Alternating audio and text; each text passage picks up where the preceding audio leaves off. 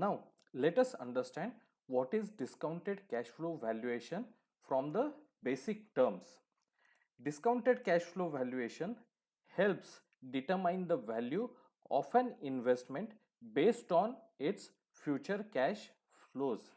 The present value of expected future cash flows is arrived at by using a discount rate to calculate the discounted cash flow.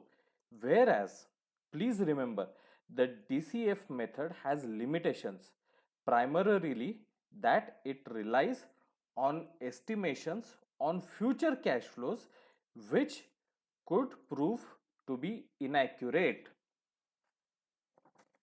So let me explain this to you with a proper example. Consider this is a company growing year on year, which I am looking to buy today in year 0. But now the question is, what is the price? Buyer would always like to buy at minimum price and seller would always like to sell at a higher price. So we have to arrive at a fair value for both of them.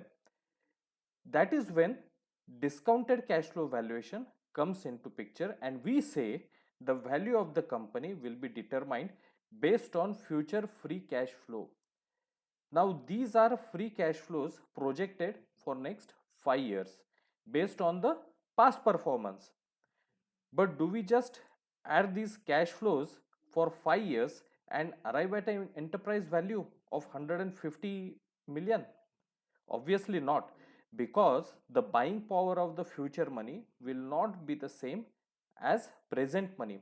For example, today we are getting the Cadbury at 40, but after 5 years it will cost 80. That means value of 80 after 5 years is just going to be today's 40. This is what we call as net present value of money, or NPV. So now we discount the cash flow and we get cash flows as this with total of 126 million. Generally in M&A, the discounted factor is WACC, or working average cost of capital.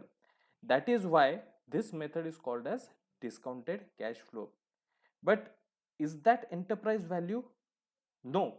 Once we have the sum of free cash flows for next 5 years with net present value, we need to derive the terminal value of the company.